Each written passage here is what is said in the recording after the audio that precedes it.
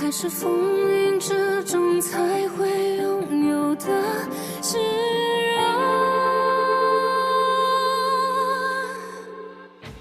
你是刻入心脏的部落，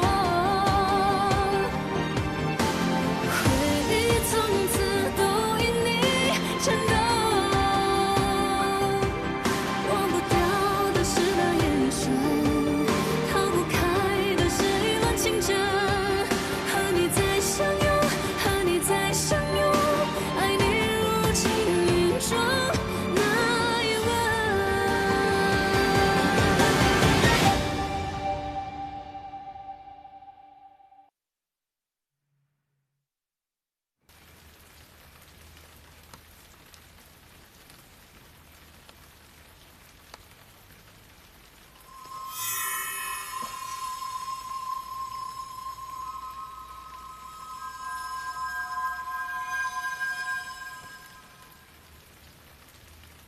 你不必为我消耗灵力，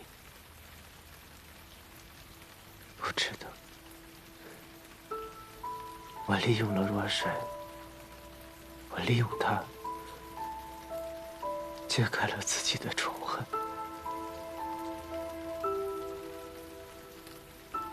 然后我就只想着怎么摆脱它。我以为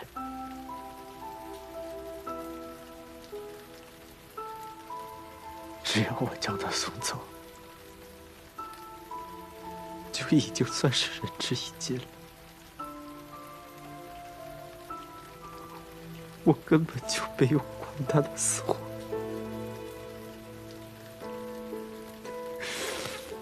不是的，不是这样的，西伯子。穆七白，他用来滋养妖兽君的那些人，他们都是和我一起被抓去沉渊的，多的是老弱妇孺，甚至还有年纪比我更小的人，他们都没有机会，他们也都是无辜的。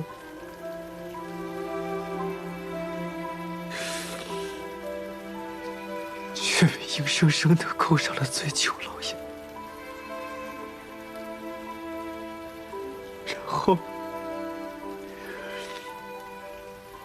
然后还要成为妖兽君的饲料。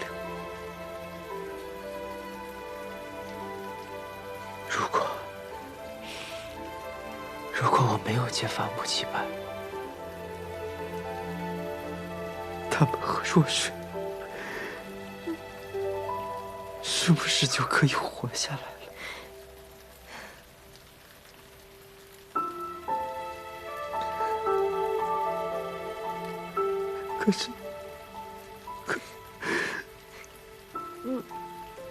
可他们都死了，是我连累了他们。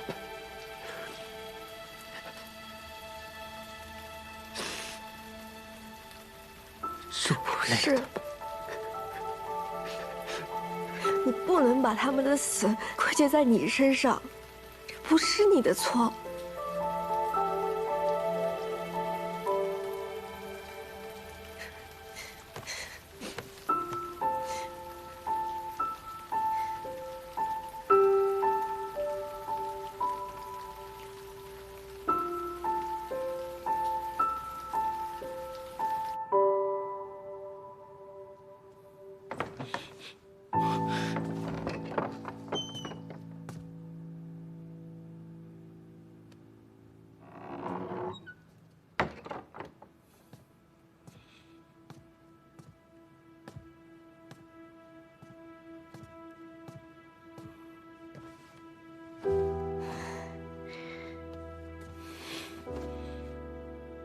黄粱梦，我找到了，但他下了道血印，我拿不到。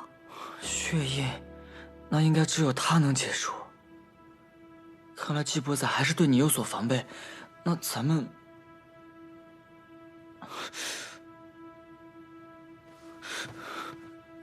明夜，你怎么哭了？而且，我原本以为我在发现黄粱梦的踪迹的时候，我应该很开心，我应该想哇，幸好他在这里。但其实，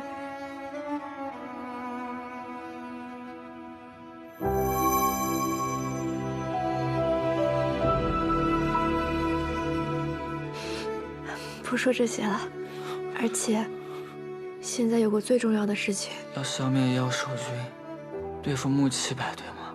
嗯，那你怎么办？我们可以先把黄粱梦给偷过来，先把你的毒解了，这样我们胜算才更大，不是吗？而且，如果是你的话，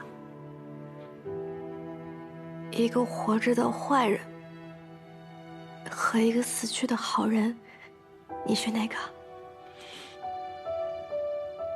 明夜，我一直都只想让你做一个老不死的好人。什么老不死的好人？你还老不死的好猫呢？等你牙都掉光了，小鱼干都吃不了了。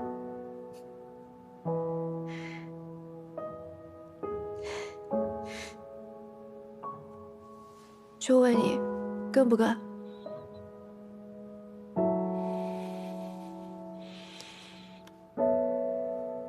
想清楚啦？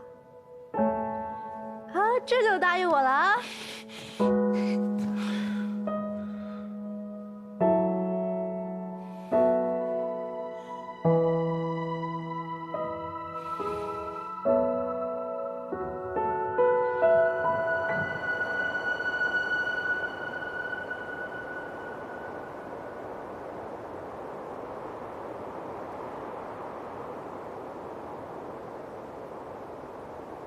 你居然失去了对陈渊的控制，这只是暂时的。陈渊表面上是被司判堂查封，但没有人知道石灵树和陈渊相连。这几日我足不出户，喂养妖兽，因此无需着急，再有10日，定能成事。韩风君，你弄错了吧？该着急的是你。不是我们。若非这陈渊适合孵化妖兽，你哪儿来的机会？是我疏忽了，但这一切都是因为季伯仔。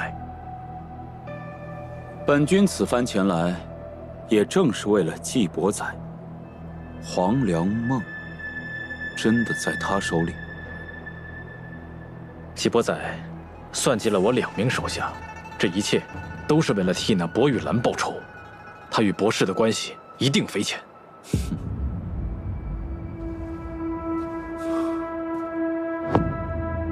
没有直接回答本君的问题，看来你还真的不知道黄粱梦的下落。本君真的怀疑，你也想保全季伯仔，让他有朝一日拿下青云大会，成为6境第一，让你们吉星渊彻底的摆脱逐水灵州。我对逐水灵州绝无二心。就算你有，那也没用。青云大会的输赢，谁来了也翻不过来。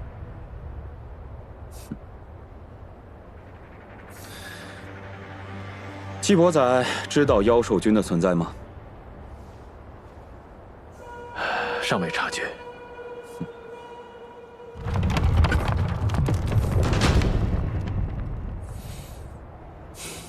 齐星渊这个破地方，连船车都走不利索。少君，哎，还是有劳韩风君亲自加把力呀。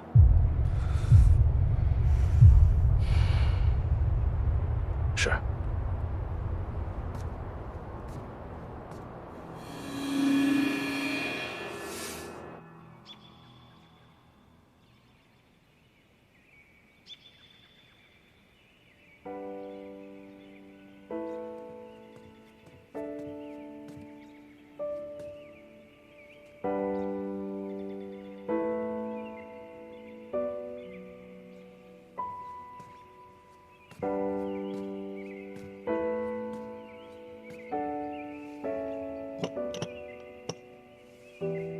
不出10日，妖兽军将成。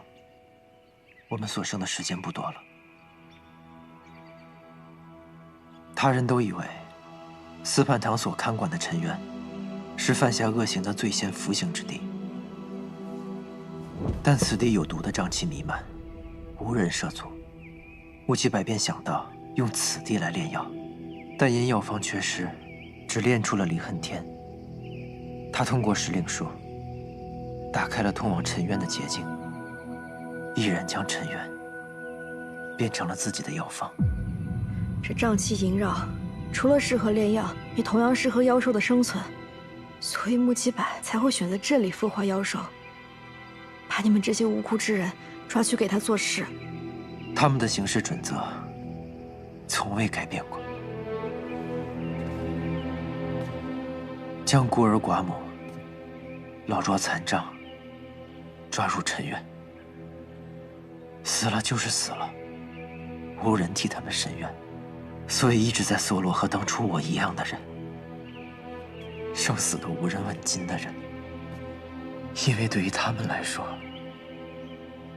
只有像我们这样的人，用起来最为趁手。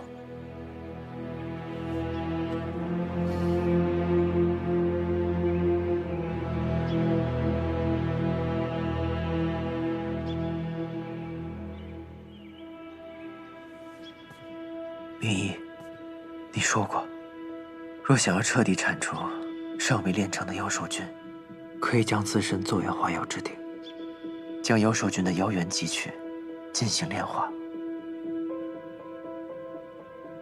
告诉我，这化妖之术该如何施为？要行此术，需要有一法力高强之人，以自身做化妖鼎。这事交给我，仙君是极心渊的斗者，不能有差错。我既答应过仙君，我自愿做这化妖鼎。你都说了，只有法力足够高强的人，才有可能成功。我又不是没见过你施法，你灵力有限，即便你身有灵脉，也不可能成功。就是因为这样，更应该我去做这化药鼎，才能保存我们中最强战力。只要仙君一出事，穆七白肯定会有所动作。若是你也折损了，我们怎么对付他和他背后之人？只是做化妖鼎，怎么可能折损于我？可是你……就这么定了。以身做化妖鼎，一共3个步骤，越往后越凶险。第一步，修炼灵力，固化自身丹元。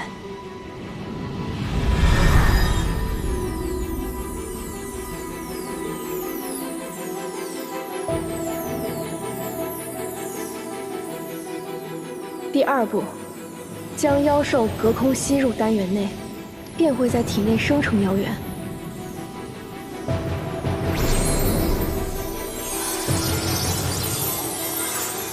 第3步，以自身为底，与妖元共生，将之炼化。此时为第1阶段，祭仙君会耗尽全部灵力，身体虚弱，切记绝不可出乌龟海。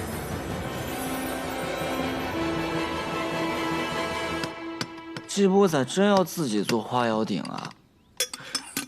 他是信不过还是舍不得？他现在在灵犀井里闭关修炼，但对我只字未提。说信不过，应该比不忍心有理有据些吧？哎，他怎么想我的现在不重要，他得先通过第1关。这个药粉能帮他治好手上的伤。我还得再做一些补药，帮他灵力维持在最强状态。眼下先做这些吧。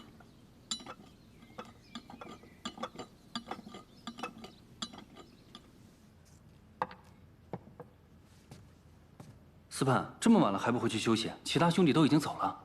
你先回去吧，我批完这本就走。是。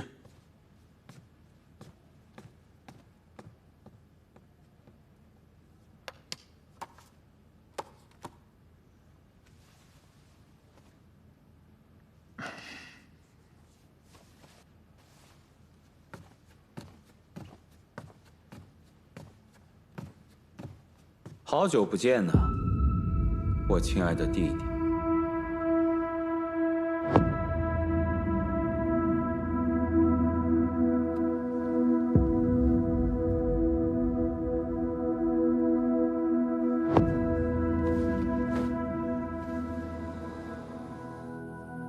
你最近可真是春风得意，风生水起啊！哥哥为我特意跑来吉星渊，肯定不止的，一定还有更重要的原因吧。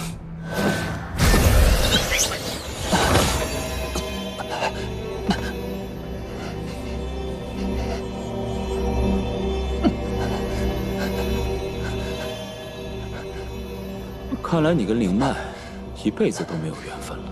潜伏在吉星渊这么久，居然还未找到黄粱梦，果然这辈子成不了气候。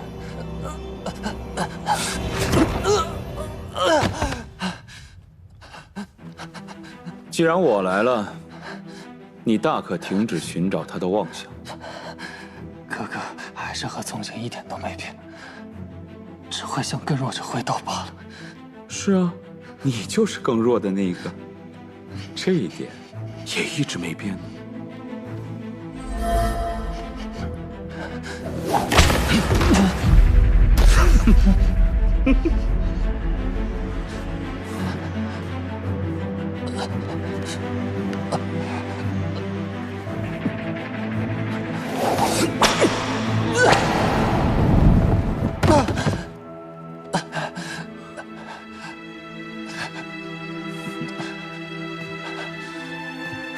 还是跟以前一样，无趣至极。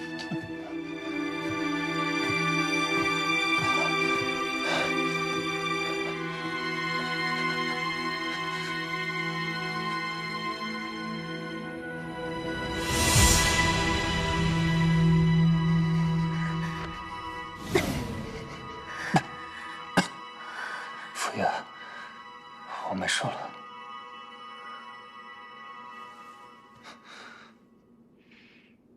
等主上找到黄粱梦，练出灵脉，便再也不会受这般屈辱。傅爷，我说过了，我不要黄粱梦了。主上，你能不能多为自己考虑一些？情爱有那么重要吗？你自己想要的，自己还在恨的，自己的一生，难道要为一个女人放弃吗？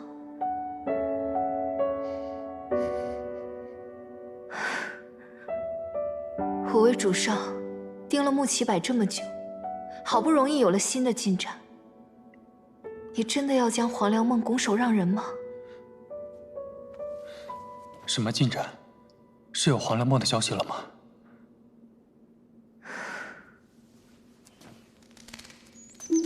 穆启柏他们搜遍了整个五归海，都未曾找到黄粱梦。我便猜测，或许是季伯载能够变换出一个真实的灵犀井，只有他自己可以进入，又将黄粱梦藏在了井中。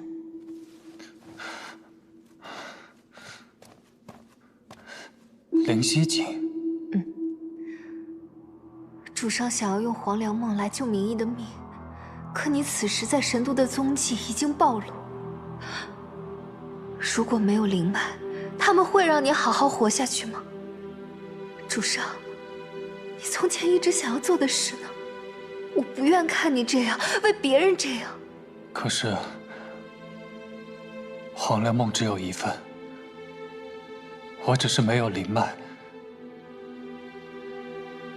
明义没有解药，是会死的。那，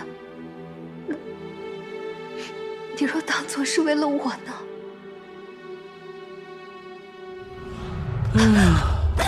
抓你可真费劲儿啊！我听说过，狐狸越是遇险，它的皮毛越是鲜艳。把你做成狐球，还需要你紧张一下，给你上上色。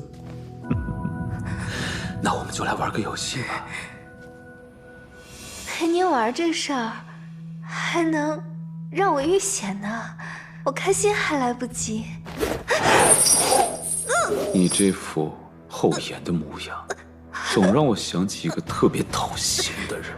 哥，你这鞭子不太行啊，不到3日就已经愈合了。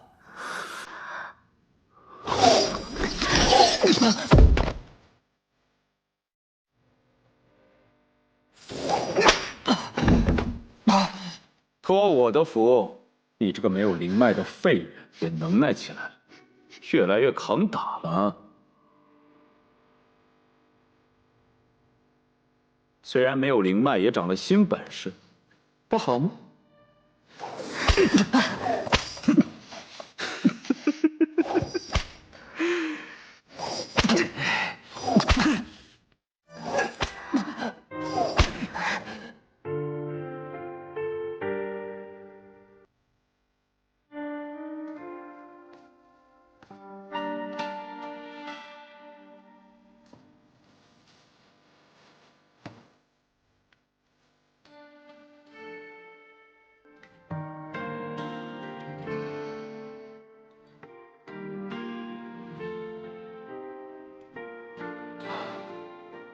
受伤了？那你怎么不跑？什么火力这么大？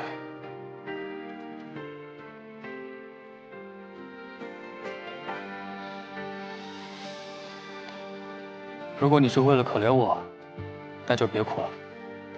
等有一日我能改变这一切的时候，能庆祝胜利的时候，你再哭就是了。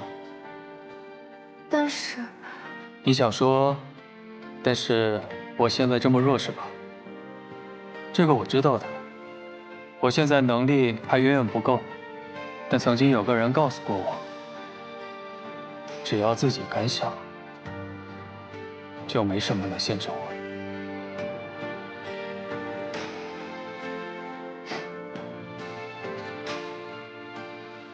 其实都一样，先想着好了，先活下去。未来总有一天，没什么能限制我们。哪怕你是只小狐狸。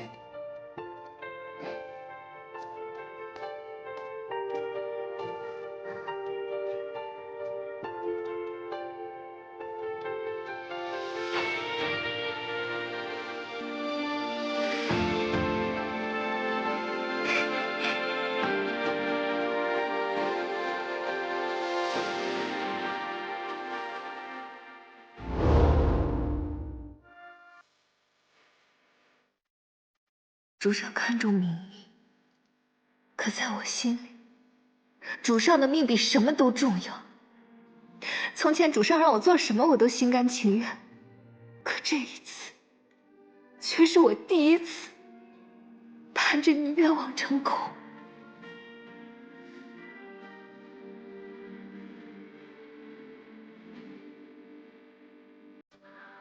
主上，你知道吗？我曾经根本就没有什么珍贵的记忆，只是一只能活一天是一天的野狐狸。可直到那天以后，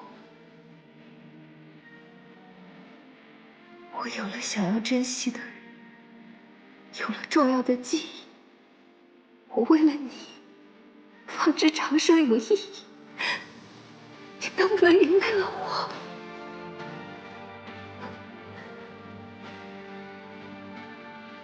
对不起，我。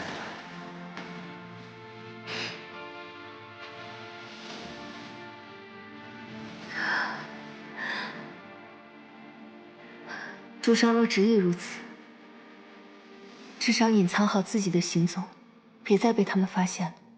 我也会想办法，去确定季伯宰是否真的练出了实体的灵犀境。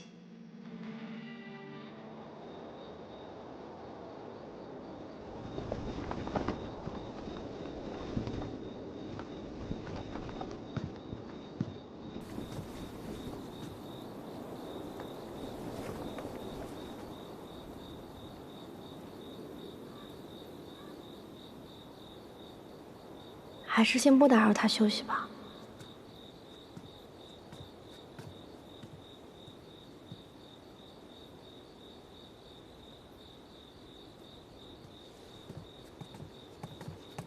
要找我？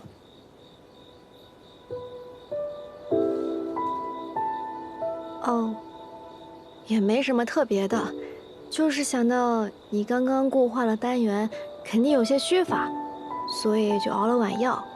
但我想想还是算了，仙君不是……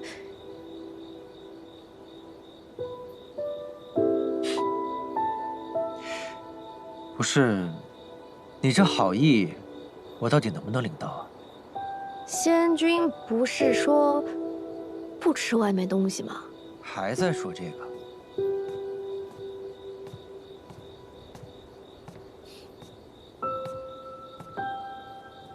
如果是换做别人，他多半会怀疑这仙子本是要下毒，结果忽然心软，改变了主意。现下不过是编个说法，哄骗罢了。那正好，你呀还是别喝了。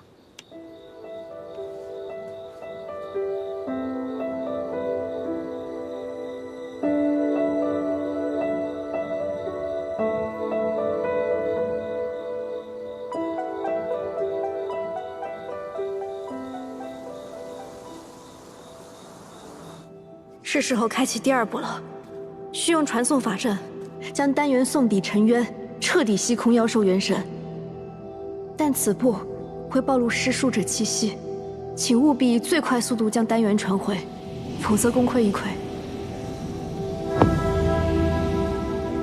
以无身作祭，引浩然正气。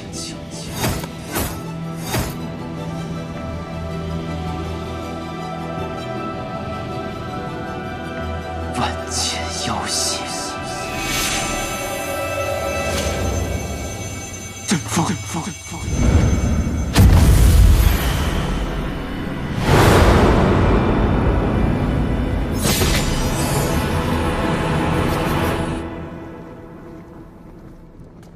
请。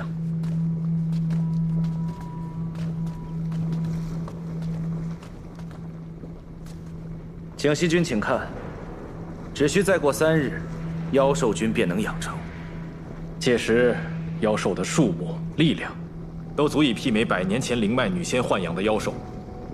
我过去一向嫌姬星渊绳床瓦造，上御旁风，没想到这个穷山恶水，哼，居然派上了用场。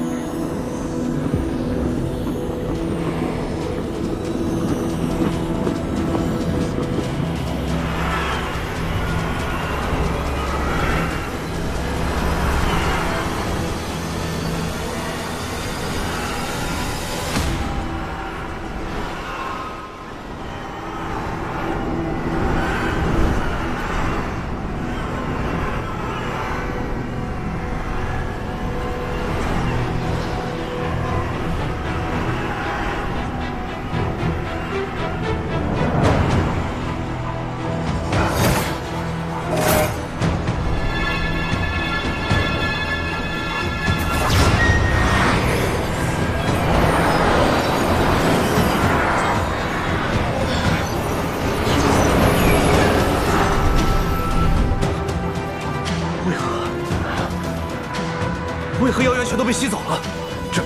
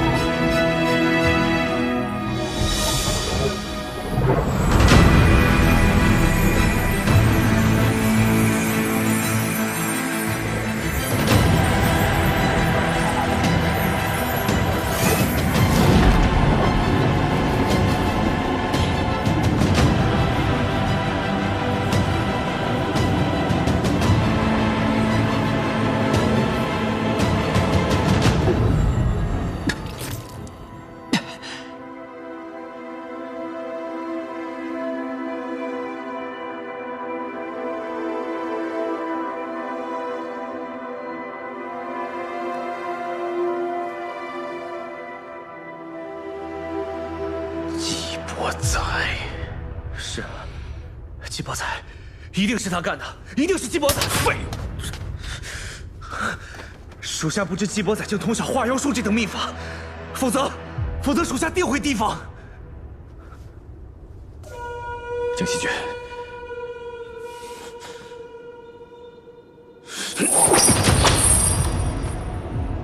果然不能对这个地方有一点指望，穷山恶水，产废物。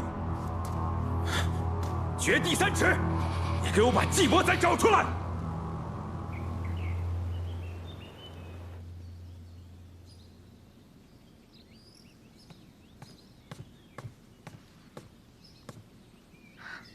公主先休息一会儿吧。寿华潘宫的尊者可绝不能是花架子，这青云大会的任何细节，我都要牢记于心。公主真的长大了。是输怕了。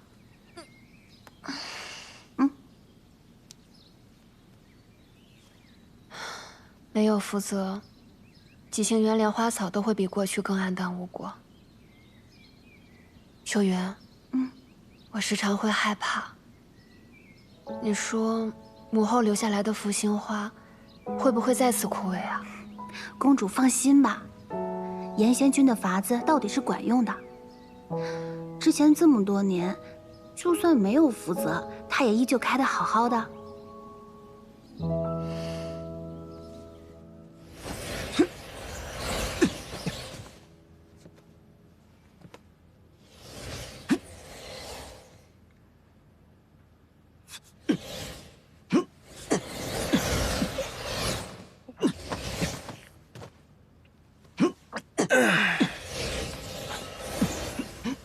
各位，我们没日没夜的训练，而身为最重要的战客，季伯载却连日不曾现身，置整个寿华叛宫于不顾。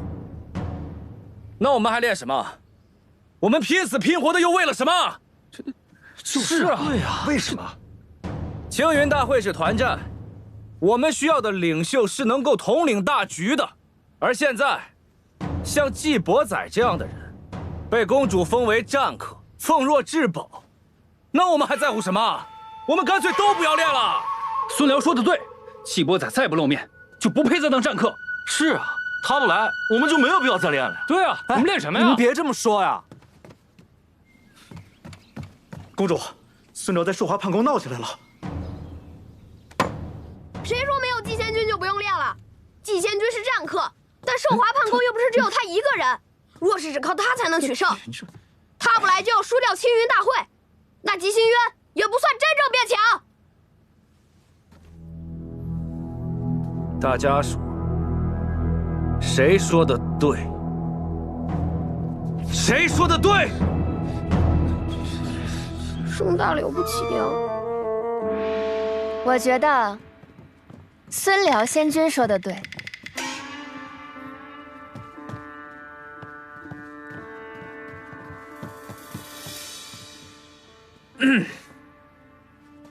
季伯载身为战客，却对寿华叛宫不管不问的，在他的心里面，根本就没有姬星渊。是啊，公主也他说的对啊。这要是韩风君管理寿华叛宫，肯定出不了这事儿。就是。对季伯载来说，斗者青云之路，不过是他摆脱醉囚这个下贱身份的晋升之阶罢了。哦，原来季伯载一直是这样想的，难怪我一直想不通，这季伯载为何不肯来训练。倒是孙辽仙君这番话点醒了我，这样的人的确不配在我寿华叛宫当战客。对，就是没错，不配，他不配。不如我们今日改选战客。啊，这改选谁啊？战客之位那么重要，得好好选个人才行。对啊，我觉得孙辽仙君就不错。公主，开玩笑的吧？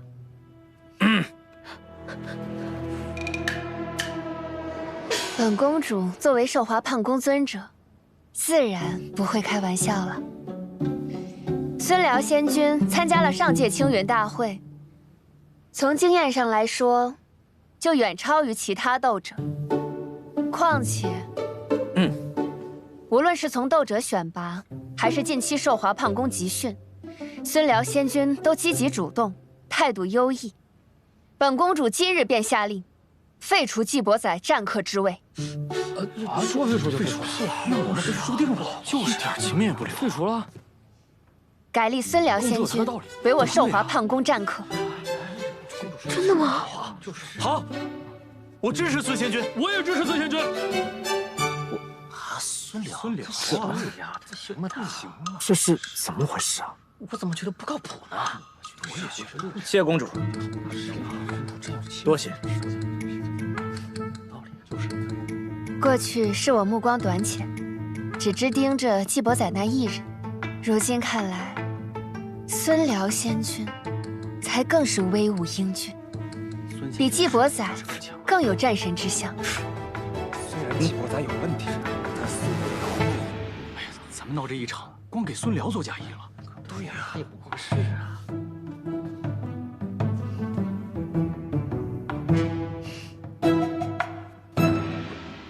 孙辽仙君定要带大家好好练习。如果表现得好的话，我会告诉父君的。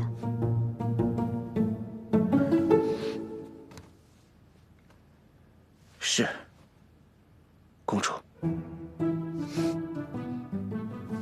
我都让你当战客了，你还唤公主，不改口为尊者吗？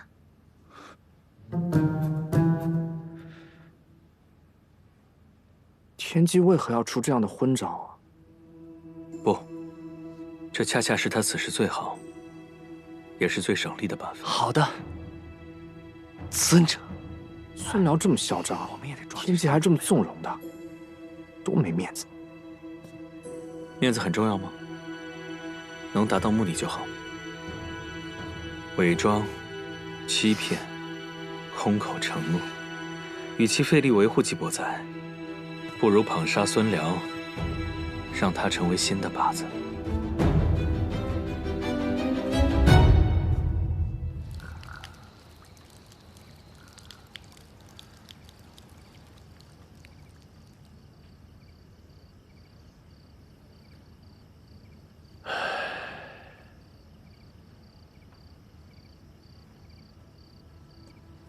韩风君找我来有什么事啊？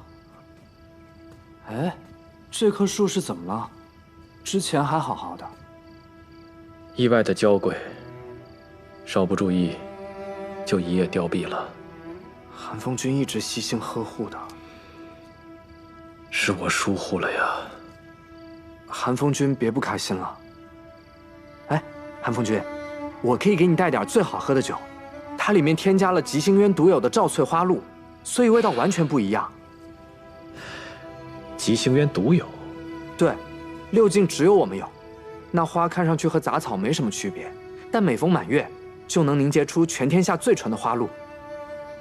果然不能对这个地方有一点指望，穷山恶水，产废物。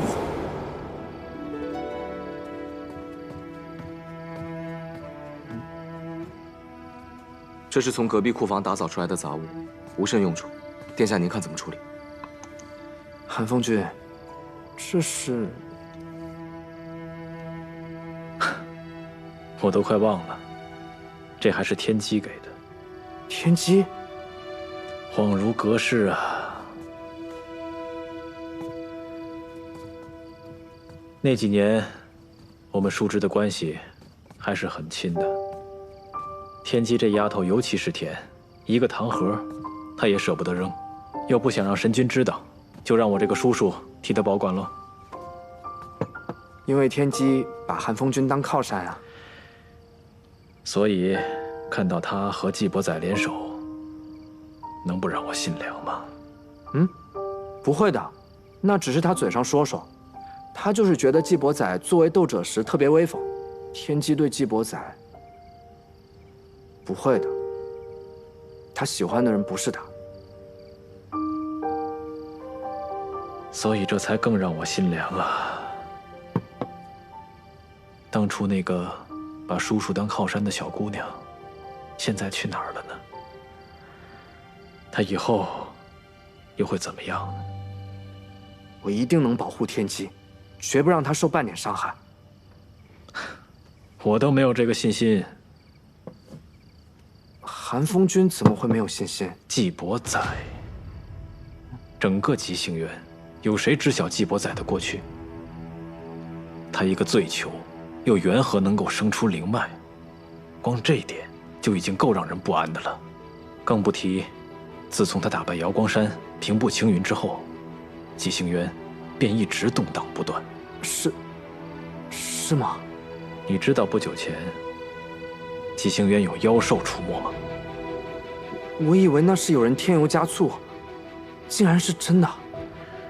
本君正在追查此事的真相，所以你能为我、为天机扫平所有的危险障碍吗？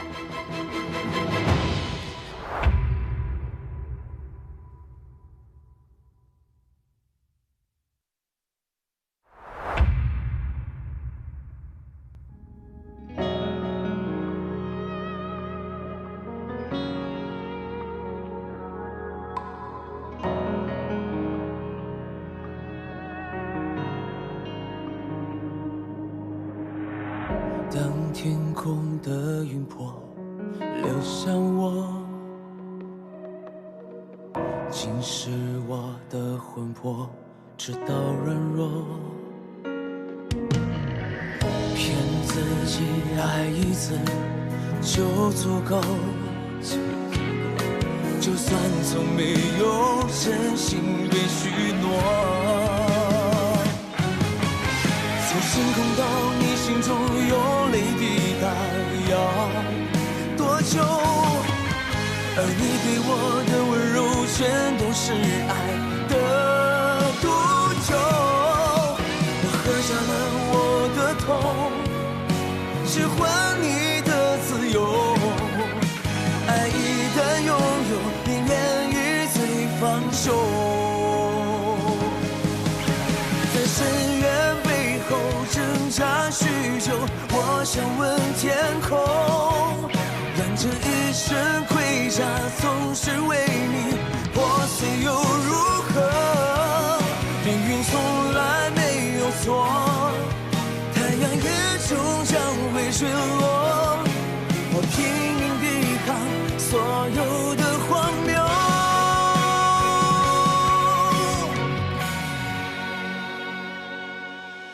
从星空到你心中有泪滴答，要多久？而你给我的温柔全都是爱的毒酒。我喝下了我的痛，只换你的